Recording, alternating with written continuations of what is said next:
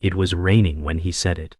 Not the kind of romantic rain that heals, but the kind that soaks through your bones and makes everything feel heavier. Anna stood in the doorway, her arms limp at her sides, her cardigan slipping from one shoulder. Ethan wouldn't meet her eyes. His voice was quiet, too quiet. He said, "I can't keep pretending. I met someone. She feels like my soulmate." Anna didn't breathe.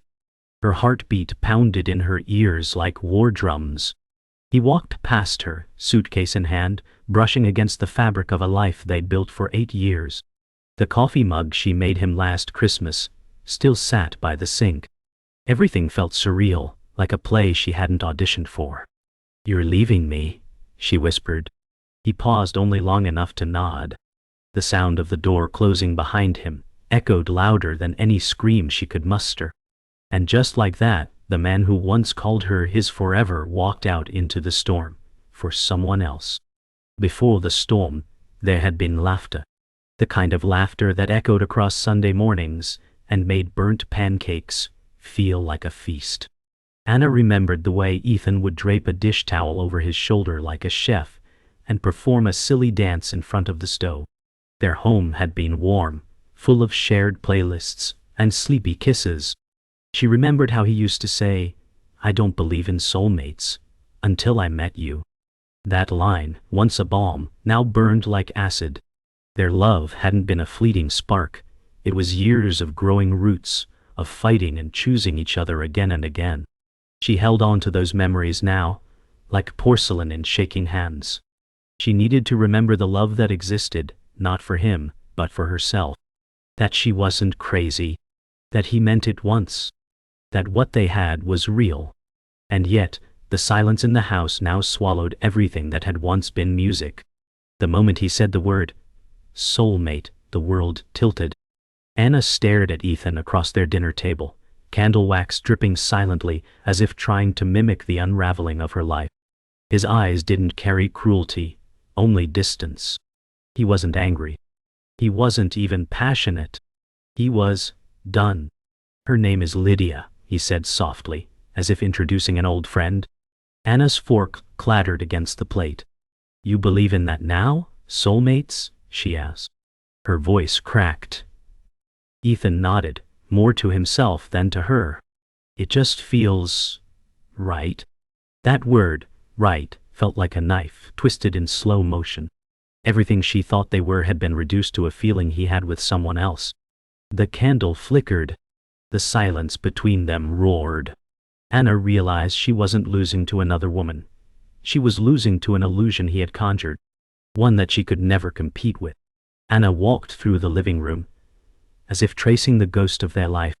Every photo frame, every dent in the sofa cushion, every silly little magnet on the fridge whispered his name. It didn't make sense. Just last week, they'd argued over what series to binge next. Now he was gone, like a thief in slow motion. She picked up the hoodie he left on the back of the chair, pressing it to her face. His scent still clung to the fabric. A sob broke from her chest before she could stop it. Her knees buckled, and she sank to the floor, cradling the hoodie like a relic. This wasn't heartbreak. This was haunting. She didn't cry for him. She cried for the version of herself that believed she was safe, cherished, irreplaceable. That girl was gone now, and in her place stood a woman learning how to survive with shattered trust and a scarred heart. That night, Anna couldn't sleep. The bed felt too big, too cold. She lay there, staring at the ceiling, listening to the sound of the rain against the window. Her mind replayed his voice on loop. "She feels like my soulmate." She hated how calm he sounded. Like he was making a casual life choice, not detonating hers. She turned over and looked at his empty pillow, still indented from the night before. In the silence, she finally spoke aloud to no one. "Why wasn't I enough?" The words hung heavy in the air. She didn't expect an answer, but saying them made the pain real, tangible. She wasn't dreaming. This was her life now. She pressed her face into the pillow, breathing in the remnants of what was. Grief didn't arrive like a scream. It came like this, quiet, sleepless, soaking into the sheets beside her. The days after Ethan's departure blurred together. Anna moved through them like a shadow of herself, waking, dressing, eating, but none of it felt real. Her mornings began with silence and ended with exhaustion, not from activity but from enduring. She'd sit on the couch staring at a muted television, sipping coffee that always went cold. The house was too quiet now. Every sound, creaking floorboards, ticking clocks, felt like a scream. Her body was present, but her mind wandered endlessly to what-ifs and why-nots. There was no anger yet, just numbness, a dull ache that never let up. Her phone lit up with texts she didn't answer, calls she couldn't take. The weight of being left lingered like fog. She was functioning barely. She didn't want to be seen, didn't want to talk. She wanted to fast forward time. But instead, she lived every second, slow and heavy, like walking waist deep through wet concrete. "I think you need to get out," Clara said, her voice gentle but firm over the phone. Anna had ignored her best friend's calls for days, but finally answered, half out of guilt, half out of longing. I don't want to pretend I'm okay," Anna replied. "You don't have to pretend," Clara said, "but you can't stay in that house forever." Later that afternoon, Clara showed up with wine and a half-melted tub of cookie dough ice cream. "I'm not here to fix it," she said, placing the snacks on the counter. "I'm here so you don't disappear." They sat on the floor, knees touching, neither saying much. Clara made dumb jokes. Anna didn't laugh, but she didn't cry either. And that was something. For the first time in days, she felt the faintest shift, like the surface of her grief cracking open, letting in a single drop of light. In the quiet moments, the past came back like a tide, slow, heavy, and impossible to resist. Anna remembered the promises Ethan used to make, the tiny rituals that defined their life. Every Friday night, he'd pick up Chinese takeout and insist on watching old thrillers. Every Sunday, they walked the park trail and argued about which bird was which. These weren't grand gestures, they were anchors. And now, those memories haunted her. She found herself walking the same trail alone one afternoon, passing the bench where he once kissed her forehead and said, "I'd never let you go." She sat there for a long time, staring at the sky, trying to understand how something so solid could vanish without warning. Was it all a lie? Or had it just expired? Either way, the truth was undeniable. The man who swore he'd never leave her had done just that. Therapy wasn't something Anna ever thought she'd need.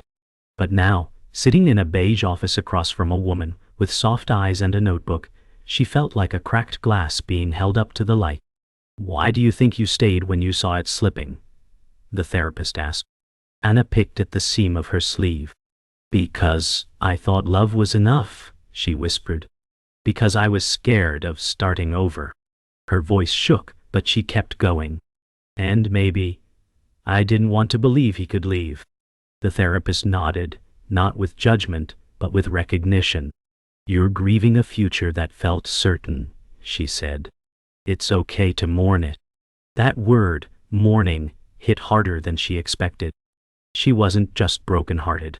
She was grieving, and maybe naming it was the first step toward healing. One morning, while scrolling aimlessly through her phone, Anna froze. Ethan's face appeared in a tagged photo. He was holding hands with a woman she didn't recognize, tall, striking, with wind-blown hair and a smile that belonged in commercial. The caption read, "Weekend with my person, pain down." Her stomach twisted. It wasn't just that he moved on. It was how effortlessly he seemed to have replaced her. Like she was a chapter closed without fanfare. She tapped on the profile. Lydia, the woman who was supposedly his soulmate. Her feed was full of curated beauty, sunsets, lattes, couple selfies with Ethan's arms wrapped around her waist. Anna's phone slipped from her hand onto the bed. The pain surged, not because he found someone new, but because it looked like he never missed her at all. She wanted to scream, but only silence came. And then, the tears. At first, Lydia's world looked like a dream. Perfect lighting, spontaneous road trips, champagne brunches, and flirtatious comments under every photo. But dreams don't hold up in daylight. Beneath the filters and hashtags, the truth started to seep through. Lydia was impulsive, dramatic, and quick to anger. Ethan discovered this during a weekend getaway that ended with her throwing his phone into a lake over a misunderstood text. She was everything he thought he wanted, until the chaos came with it. Her laughter, once intoxicating, turned shrill in arguments. Her passion, once exciting, became possessive. One evening, after a public fight outside a restaurant, he sat in his car with the engine running, staring blankly at the steering wheel. This wasn't magic. This wasn't soulmates. This was volatility disguised as chemistry. And for the first time since leaving Anna, he felt something unfamiliar: regret. Ethan tried to justify the shift. She's just fiery, he told himself, staring at his reflection in the bathroom mirror, toothbrush in hand. But the rationalizations were thinning. Lydia's moods swung like pendulums. Affection one moment, silence the next. One night, she accused him of still being emotionally tethered to Anna. "You look sad when you think I'm not watching," she said, arms crossed, eyes shallow. He denied it. Lied. But the truth gnawed at him.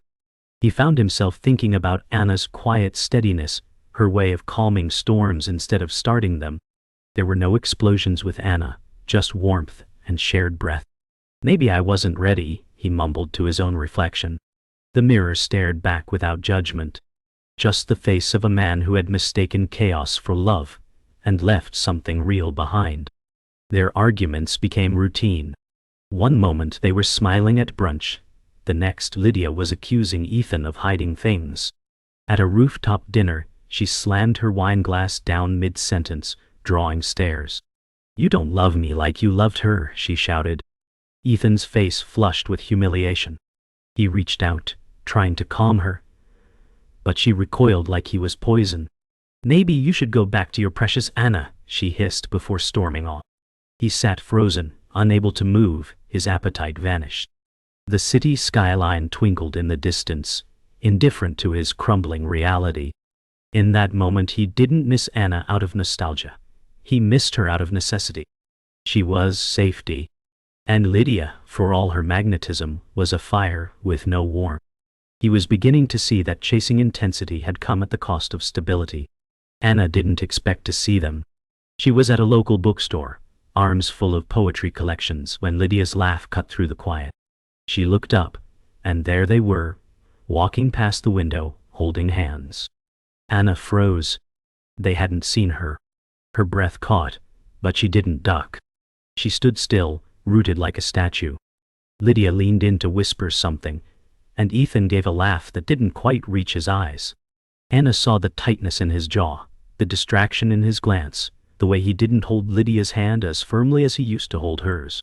For the first time, she didn't feel shattered. She felt outside it, detached, like watching a scene from someone else's story. She turned back to the shelf, exhaling softly. She wasn't the one chasing illusions. Not anymore. Back at his apartment, Ethan sat on the couch in darkness. Lydia had gone out hours ago after another fight. The silence pressed down like a weighted blanket. He opened his laptop, scrolling aimlessly, until his cursor hovered over Anna's name. Her profile picture hadn't changed. A simple candid, eyes closed, laughing. He hesitated.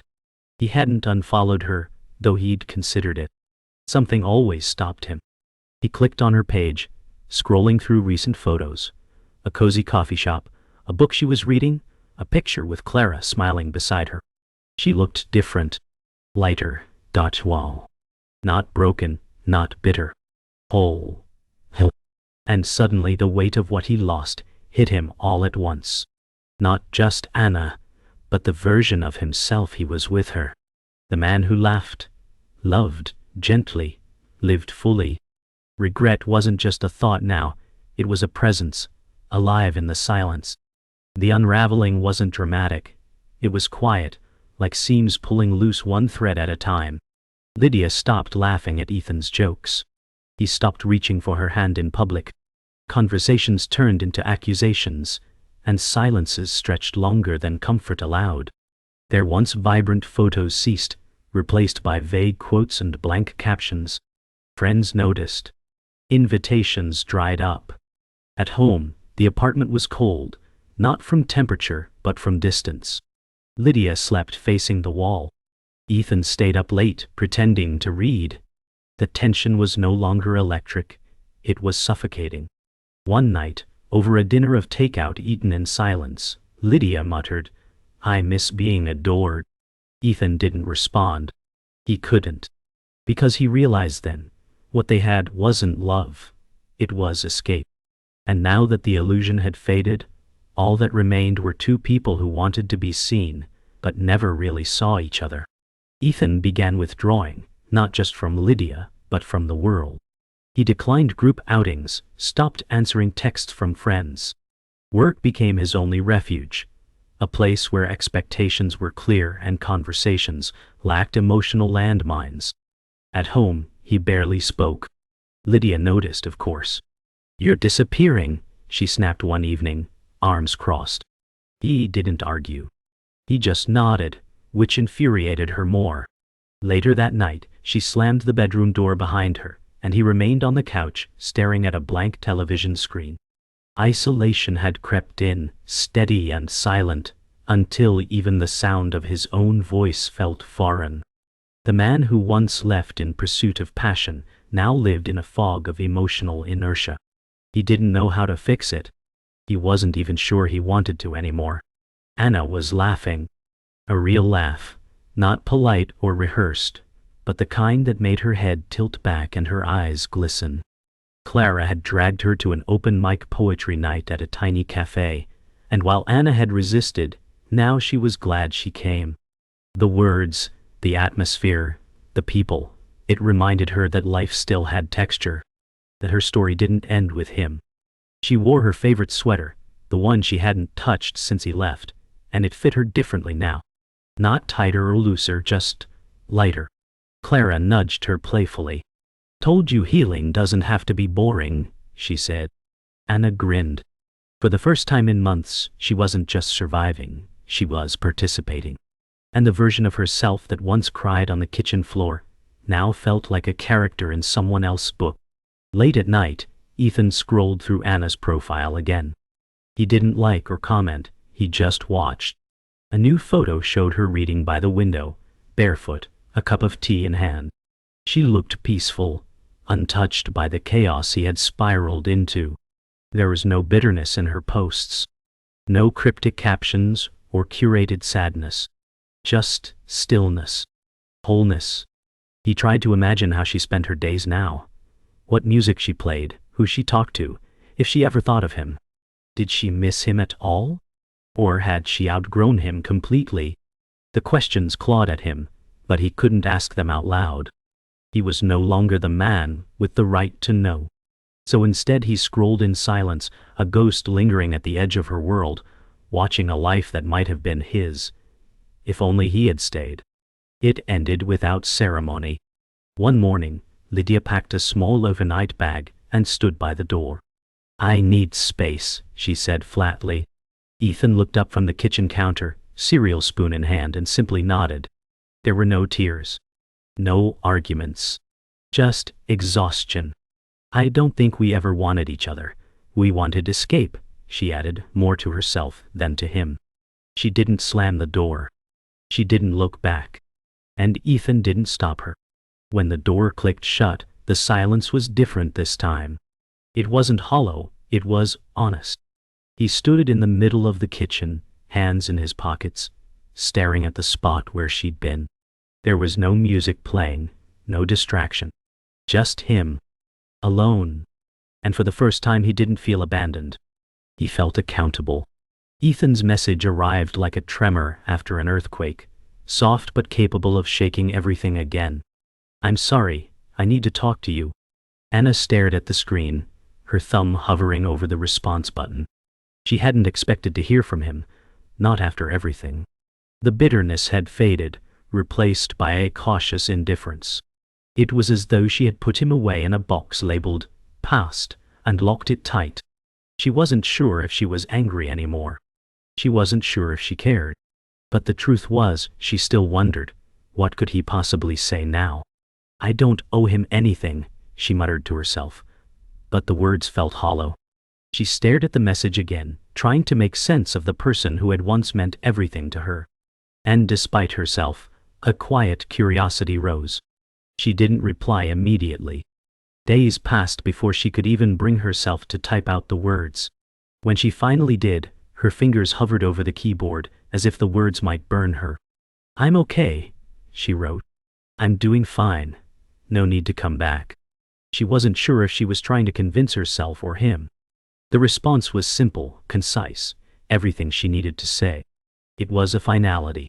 But even as she pressed send, a small part of her still held onto the echo of the person she once was in love with. The version of her who waited, who believed in second chances, who thought things could be mended. But that was before she realized that she had already rebuilt herself. Now, there was no room for him anymore. A week passed before Ethan showed up, standing in front of her door like a ghost from her past. His expression was unreadable, his hands shoved deep into his jacket pockets. Can we talk? He asked quietly. Anna's heart skipped. She hadn't prepared for this. His face was the same, but something was different. He wasn't the man who had left her behind. This was someone who had learned the hard way that what he'd walked away from was more important than any fantasy he'd chased. She stood in the doorway, arms crossed, trying to keep her cool. You left me for someone else, Ethan, she said, her voice steady but firm. What do you expect to happen now? His eyes searched hers, full of regret. He opened his mouth to speak, but the words never came. She didn't need them. She knew what he was going to say, and it didn't matter anymore. Their conversation was painful, full of pauses and hesitations. He apologized, of course. He apologized for everything, for leaving, for the lies, for the hurt he caused. Anna listened, but she didn't need his apology. She needed to see if he had changed, if the man standing before her had learned anything at all. I made a mistake, he said, his voice cracked, like it had been hollowed out by regret. Anna's eyes softened, but she didn't say anything. She didn't need to. She had learned that forgiveness wasn't always about the other person. Sometimes it was about freeing yourself from the weight of the past. She wasn't angry anymore, but she wasn't willing to go back either. I'm not that person anymore, she finally said, her voice gentle but certain. And neither are you. He didn't argue. There was nothing left to say. After Ethan left, Anna felt a strange emptiness. Not from the loss of him, but from the realization that everything she had worked through, everything she had rebuilt, was real. He was part of her past. Someone she once loved deeply, but who had chosen a different path. And for the first time in a long while, she didn't need him to complete her.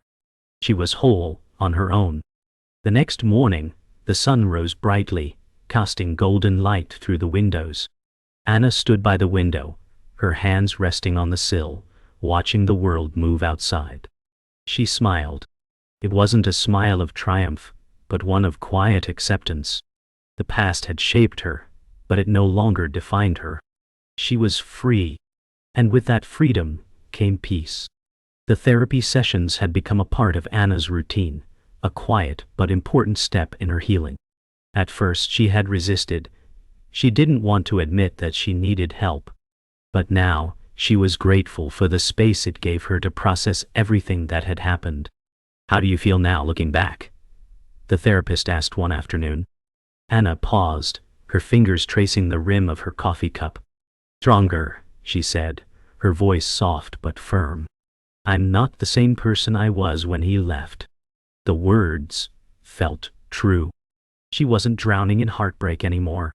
She was standing. She had learned to stand on her own 2 feet, to find stability in her own strength.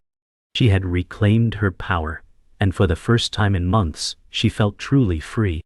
The weight of the past wasn't gone, but it no longer held her down. With each passing day, Anna felt more in control. She started setting boundaries she never thought she could, first with her friends, then with her family, and finally with herself. She said no when she needed to, and yes when she felt it was right. She didn't rush into anything. She took her time, letting herself heal at her own pace. "I'm in control now," she whispered to herself one evening, standing in front of her mirror. It wasn't about shutting out the world. It was about choosing who she allowed in. The fear that had once ruled her was no longer the driving force. She had learned to trust herself, to listen to the quiet voice inside that knew exactly what she needed. For the first time, Anna felt that she wasn't just surviving, she was living again. The phone buzzed, and for a moment, Anna's heart skipped. It was Ethan.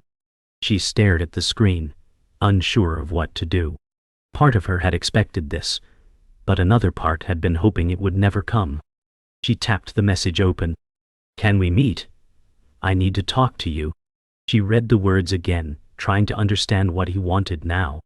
What could he say that he hadn't already? But this time, Anna didn't feel the familiar twist of anxiety in her stomach. She wasn't scared. She wasn't even angry. She was indifferent. This wasn't about him anymore. It was about her. She sat down, took a deep breath, and typed, "I'm doing fine. I don't need closure from you. I have everything I need right here in my life now." Ethan's apology was a whisper in the wind. It came and went, and yet it didn't touch her anymore. She had expected it, but now it didn't matter. The man she had once loved no longer had a place in her story. He had been a chapter, yes, but not the whole book. As she sat in the quiet of her apartment, Anna realized something important. He wasn't the one who had changed her. She had changed herself. She had done the work, walked the hard path, and discovered a version of herself that was more whole, more resilient than she had ever known. The tears, the heartbreak, the loneliness, they had all led to this moment. She had come out the other side, stronger, wiser, dull, unchained, and no longer in need of anyone's validation. As Anna stood in front of her window, watching the sun dip below the horizon, she felt a deep sense of peace. This was the life she had built for herself.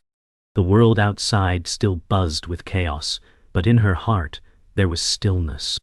She had faced the storm, weathered it, and come out the other side with more strength than she had ever imagined. She wasn't afraid of the future anymore. Whatever it brought, she would meet it with open arms. With every step she took, she knew that she was ready. And this time, she wasn't walking alone. She had herself. That was all she needed. Anna stepped outside into the early morning light, feeling the cool air kiss her skin. The world was still, as if holding its breath, waiting for something to change. Her life had unfolded in ways she never could have predicted, yet here she was, standing tall and unshaken. She had come so far, and though the road behind her had been jagged and painful, the journey had shaped her into someone unrecognizable from the woman she once was. She wasn't broken anymore. She was whole, full of hope, and brimming with a quiet, unshakable strength. She glanced up at the sky where the first rays of sunlight pierced the horizon. She wasn't walking alone now. She had her past, her lessons, and herself. And that was enough. Clara had noticed the change long before Anna even admitted it to herself. "You're glowing," Clara remarked one evening, a playful grin on her face. Anna laughed softly, a sound that had become more frequent these days. She felt lighter now, as if the weight of everything she had carried for so long had finally been lifted.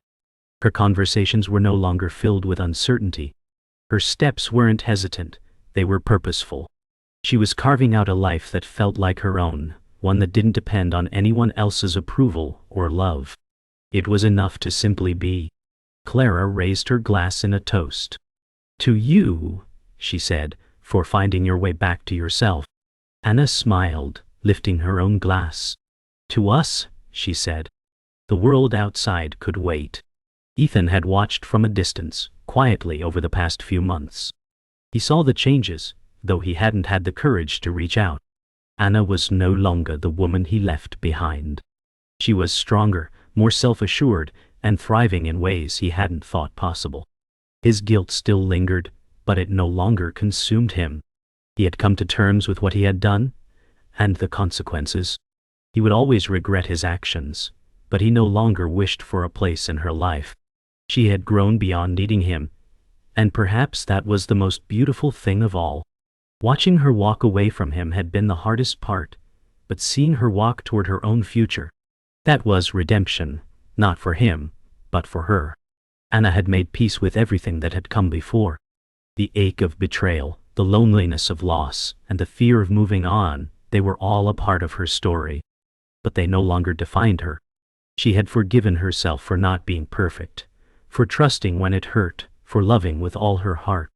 And as the days passed, she began to notice the little things. The way the sun felt on her skin. The sound of music that made her smile. The joy in simply existing, without needing anything or anyone to complete her.